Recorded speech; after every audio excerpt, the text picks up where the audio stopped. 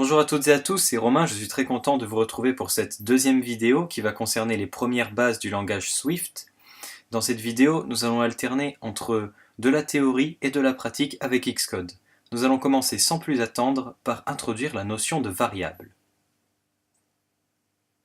Alors, une variable, c'est un espace de stockage qui est déclaré en mémoire. Dans cet espace de stockage, vous allez pouvoir y placer une donnée d'un certain type. Et pour retrouver cet espace de stockage, vous allez pouvoir le nommer. Donc, vous allez pouvoir nommer votre variable. Ainsi, une variable associe un nom à une valeur. Alors, comment se déclarent les variables en Swift? Eh bien, en Swift, il faut utiliser le mot-clé var, comme en JavaScript. La syntaxe à adopter est la suivante. Il faut d'abord écrire le mot-clé var, suivi du nom de votre variable, suivi du signe mathématique égal, suivi de la valeur que vous affectez à votre variable. Sachez qu'en programmation informatique, le signe égal signifie affecté à. Ce n'est pas le même égal que l'on retrouve dans un calcul comme 2 plus 3 égale 5. Ici, on affecte une valeur à la variable qui s'appelle nom. On affecte ce qui est à droite du égal à ce qui est à gauche du égal. Donc souvenez-vous que le égal signifie affecté à. Maintenant, nous allons passer à la pratique sur l'interface de Xcode. Je vous invite donc à ouvrir le logiciel afin de voir apparaître cette fenêtre. Dans celle-ci, nous allons pouvoir ouvrir des projets déjà commencés sur la colonne de droite ou créer des nouveaux projets sur la colonne de gauche. On peut créer différents types de projets. En ce qui nous concerne, nous allons créer un projet basique, donc nous allons cliquer sur Create a new Xcode project. Nous voilà maintenant sur une interface qui va nous permettre de choisir le type de notre projet. Étant donné que nous allons écrire du code basique et nous aider de l'interface de la console, la rubrique iOS ne nous concerne pas ici. Nous allons donc cliquer sur Applications de la rubrique OS X. Comme je vous l'ai dit, nous allons utiliser l'interface de la console, on va donc créer une application avec l'interface de ligne de commande. Pour cela, on va cliquer sur Command Line Tool. On nous demande ensuite de renseigner quelques informations sur le projet, à savoir son nom. Nous allons l'appeler ici Test Swift. Ensuite, on vous demande le nom de l'organisation qui fait le projet. Si vous avez une organisation, vous mettez son nom, sinon vous pouvez mettre votre prénom suivi du nom. L'identifiant de l'organisation est en gros votre site web à l'envers. Par exemple, mon site web à moi c'est semrom.fr, donc j'ai écrit fr.semrom. Pour ce qui est du langage, il faut vous assurer que ce soit bien le langage Swift qui soit sélectionné, et pas l'Objective-C, le C++ ou le C. Nous sommes là pour apprendre le Swift. Cliquez ensuite sur Next. Maintenant, le logiciel va vous demander où vous souhaitez enregistrer votre projet. Donc moi, j'ai déjà un dossier que j'ai créé exprès pour mes projets Xcode. À vous maintenant de voir où vous le placez dans votre explorateur de fichiers. Une fois que vous avez trouvé le bon endroit, cliquez sur Create. Et voilà, votre projet est créé. Et vous arrivez sur cette magnifique interface. Alors pour faire simple, je ne vais pas m'étendre sur le fonctionnement de Xcode. On peut diviser cette interface en trois parties. La colonne de gauche représente l'arborescence des fichiers de votre projet. La colonne du centre représente la zone d'édition de code et des informations et des paramètres du projet. Et la zone de droite représente la zone d'utilitaire de votre projet. C'est une zone dont on va se servir quand nous allons commencer à travailler sur l'interface graphique iOS. Nous n'allons pas nous en servir pour l'instant. Et à cela, nous allons rajouter une quatrième zone. Alors, faites comme moi. En haut à droite de la fenêtre, vous pouvez remarquer ces trois petits boutons qui permettent d'afficher ou de cacher les différentes interfaces du logiciel. Quand elles sont en bleu, c'est que les interfaces sont affichées. Quand elles sont en noir, c'est qu'elles sont cachées. Et là, on peut voir en effet une icône grisée. Donc ça veut dire que l'interface est cachée. Nous allons cliquer dessus afin de la faire apparaître. Et voilà, elle apparaît en bas de l'écran. Et il s'agit de l'interface de la console. Du moins, pour ce qui est à droite. À gauche, il s'agit d'une interface qui vous affiche les erreurs du projet. Étant donné que nous n'avons pas besoin de la colonne de droite, nous allons la cacher. Donc nous allons cliquer sur le petit bouton en haut à droite du logiciel afin de cacher la colonne de droite. Et voilà, notre interface est maintenant prête. Nous allons maintenant accéder au code de notre projet. Pour cela, nous allons cliquer sur le fichier main.swift dans la zone de navigation dans l'arborescence. Et il y a plusieurs choses à dire. Donc déjà, le fichier s'appelle main.swift. .swift est l'extension des fichiers de code qui utilisent le langage Swift. Et le fichier s'appelle main, un peu comme dans tous les IDE, car il s'agit du fichier principal, c'est-à-dire du fichier où l'application va aller chercher la première instruction au moment de son lancement. Donc on peut voir que ce fichier est pré-rempli. Par exemple, en haut, on trouve des commentaires, ce qu'on appelle des commentaires, j'en parle plus tard dans la vidéo, et ensuite quelques lignes de code. Alors nous allons déclarer une variable, on peut effacer cette ligne de code, on n'en a pas besoin pour l'instant. Par contre, vous laissez bien la première, c'est important. Mais on s'en occupera plus tard. Alors nous allons maintenant créer notre première variable. Donc on va créer une variable qui contient un nombre, par exemple un nombre de vies. Donc c'est parti, on écrit le mot-clé var, suivi du nom de notre variable, donc on va l'appeler nombre de vies. Et nous allons lui affecter le nombre 10. Donc nous avons déclaré ici une variable qui représente le nombre de vies, et cette variable contient 10, donc le nombre de vies est de 10. Vous remarquerez que j'ai écrit nombre de vies d'une manière assez particulière, j'ai collé tous les mots et mis une majuscule à partir du deuxième mot. C'est une convention de nommage des variables, c'est comme ça qu'on appelle ça en informatique. Il est interdit dans une variable d'utiliser des espaces ou des tirets. Le mieux, c'est d'utiliser des underscores pour illustrer l'espace, ou sinon, vraiment l'idéal, c'est d'écrire tout attaché, comme ça, en mettant des majuscules à partir du second mot. Je vous promets qu'on finit par s'habituer et on comprend ce que représentent les variables. Revenons à présent au cours, nous allons voir un autre type de variable que l'on appelle des constantes. Alors une constante, eh bien c'est comme une variable, c'est un espace de stockage déclaré en mémoire, sauf que cette fois-ci, vous allez pouvoir y stocker une valeur fixe, c'est-à-dire une valeur qui ne change pas au cours de votre code. En Swift, pour déclarer une constante, on utilise le mot-clé let. La syntaxe à adopter est la suivante. Vous écrivez le mot-clé let, suivi du nom de votre variable, suivi du symbole mathématique égal, suivi de la valeur fixe que vous affectez à cette variable. Évidemment, le symbole égal a toujours la même signification, c'est-à-dire affecté à. Ici, on affecte une valeur fixe à la constante qui s'appelle nom. Nous allons donc déclarer une constante. Alors imaginons qu'il s'agisse d'un jeu de démineur, on peut dire que l'on a 10 vies, et une constante qui ne change pas dans ce jeu, eh bien c'est la taille du terrain, elle ne change pas au cours de la partie. Donc on peut déclarer deux constantes, une constante longueur et une constante largeur qui représentent les dimensions d'un terrain de jeu de démineur. Bon, c'est un exemple, hein, bien sûr.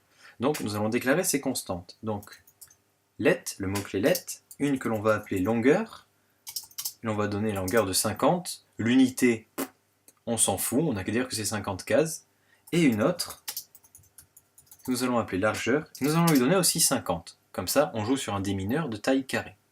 Alors là, nous avons déclaré deux constantes et une variable. Parlons maintenant des instructions. En informatique, une instruction représente une étape d'un programme informatique. Par exemple, les déclarations de variables et de constantes que l'on vient de faire sont des instructions. Elles font partie du programme informatique. Ensuite, concernant les points-virgules, beaucoup de langages ont des instructions qui se terminent par des points-virgules. C'est obligatoire. Sauf que, en Swift, le point-virgule est facultatif. En fait, vous devez l'utiliser pour séparer deux instructions sur la même ligne. Nous, quand on a déclaré nos variables et nos constantes, nous avons mis les instructions à la ligne les unes en dessous des autres. Du coup, nous n'avons pas eu besoin d'utiliser le point-virgule. Mais sachez que si vous avez l'habitude de l'utiliser, vous pouvez le mettre à la fin de chaque instruction en Swift, ça ne gêne pas du tout le programme. Comme je vous l'ai dit, vous allez pouvoir stocker dans une variable ou une constante un certain type de données. Donc je vous rappelle la déclaration d'une variable et la déclaration d'une constante, et maintenant nous allons voir les différents types qui existent.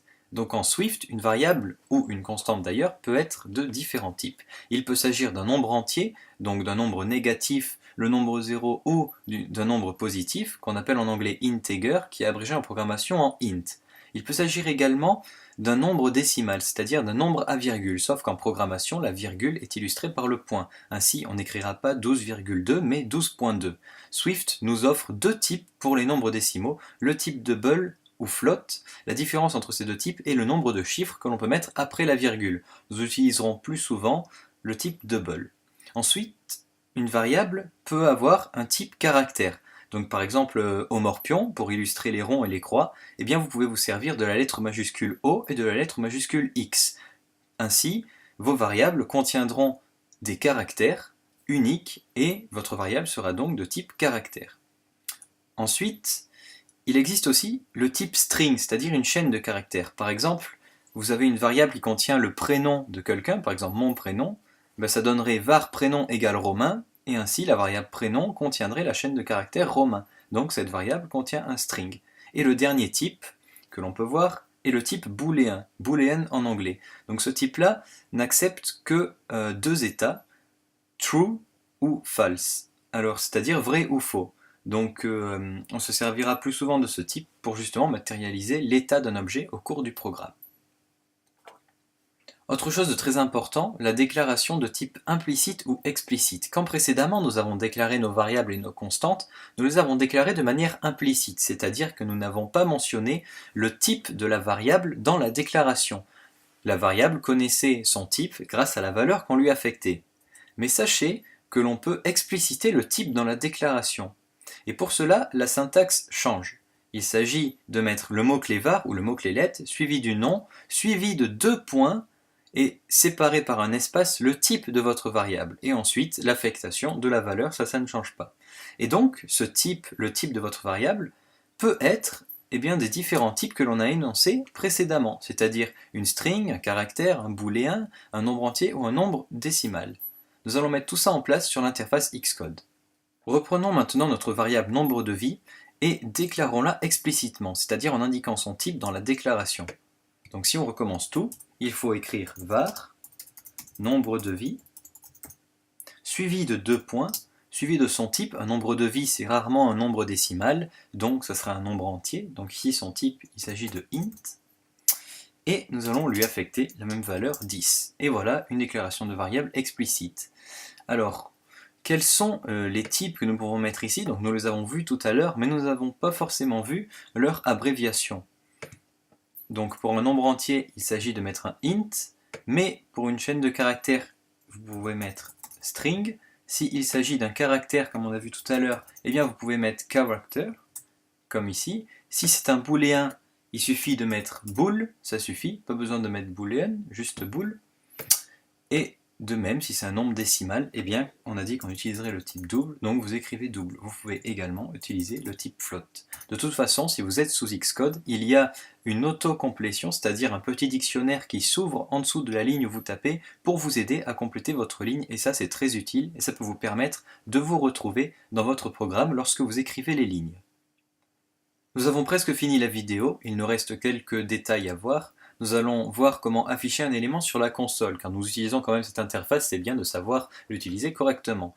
Donc pour afficher un élément sur la console, eh bien on va utiliser la fonction native print. Donc une fonction native, c'est une fonction qui est déjà présente et qui nous est offerte par le langage. Donc la fonction print va nous permettre d'afficher quelque chose à la console. Alors la notion de fonction, si vous n'avez aucune notion en programmation, nous la verrons dans une prochaine vidéo.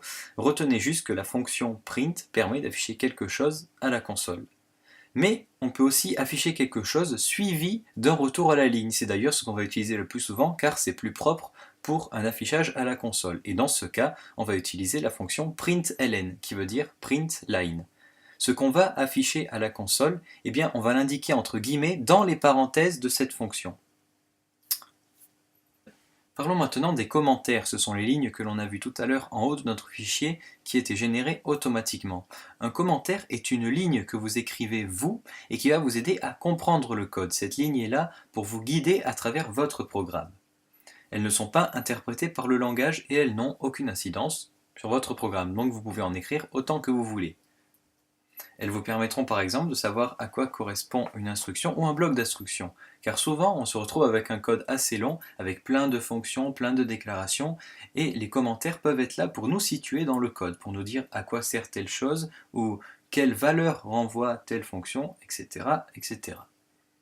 Il existe deux types de commentaires, ceux sur une seule ligne et ceux sur plusieurs lignes. Pour déclarer un commentaire sur une seule ligne, il faut tout simplement précéder votre commentaire de deux barres obliques, c'est-à-dire des slash, comme le montre la syntaxe suivante. Ensuite, pour écrire un commentaire sur plusieurs lignes, il faut l'encadrer, cette fois-ci avec un slash étoile, ensuite vous écrivez votre commentaire, puis vous terminez par étoile slash. Vous l'encadrez donc de ces deux symboles, et ainsi vous pouvez écrire un commentaire sur plusieurs lignes. Nous allons, nous, maintenant, écrire des commentaires sur l'interface Xcode. Nous pourrions commenter toutes les lignes, mais nous n'allons pas le faire. Une seule ligne suffit à comprendre comment fonctionne un commentaire. Donc nous allons écrire au-dessus de notre déclaration de variable quelque chose qui va nous aider à comprendre cette instruction. Nous allons écrire déclaration du nombre de vie de type int, c'est-à-dire qu'il s'agit d'un nombre entier. Et cette ligne-là ne sera pas interprétée par le programme, il s'agit d'une ligne que vous avez écrite pour vous aider à la compréhension du code. Maintenant, nous allons voir comment afficher quelque chose à la console, c'est-à-dire sur l'interface noire qui est à droite. Nous n'avons pas besoin de l'interface blanche, donc nous allons la cacher. Pour cela, en bas à droite du logiciel, vous cliquez sur la petite icône ici, et cela va cacher l'interface blanche, et ainsi on se retrouve avec l'interface de la console. Pour afficher quelque chose, on a vu qu'il fallait utiliser la fonction print, mais qu'il était préférable d'utiliser printline, car celle-ci fait un retour à la ligne après son affichage, ce qui est très utile quand on utilise l'interface de la console. Donc nous allons utiliser cette fonction printline, println, et dans ces parenthèses, nous allons mettre ce qu'on veut afficher entre guillemets. Par exemple, si j'écris Romain entre guillemets, que j'exécute mon programme, la construction s'est déroulée avec succès, et il m'affiche Romain. Romain est affiché à la console. Vous pouvez afficher ce que vous voulez à la console tant que vous le mettez entre guillemets dans les parenthèses de la fonction printline. Sachez que vous pouvez aussi afficher la valeur d'une variable. Pour cela, il suffit d'indiquer dans les parenthèses le nom de la variable, mais sans les guillemets. Donc j'écris nombre de vie immédiatement. Là vous voyez que d'ailleurs la couleur Xcode nous le met en vert pour bien nous montrer qu'il s'agit d'une variable, d'un élément existant dans notre programme. Et si j'exécute, eh bien il s'affiche 10 car la variable que l'on affiche, c'est-à-dire nombre de vie, contient 10. Voilà pourquoi cette fonction est très intéressante, surtout quand on utilise l'interface de la console, car elle nous permet d'afficher des valeurs qui sont présentes dans notre programme. Cette vidéo est maintenant terminée, merci de l'avoir visionnée. Elle était certes un peu longue car j'ai dû expliquer quelques manipulations sur Xcode, mais rassurez-vous, les prochaines devraient être plus courtes. Dans la prochaine vidéo, nous verrons les deuxièmes bases du langage Swift, et en attendant, je n'ai plus qu'à vous dire à bientôt pour la prochaine vidéo.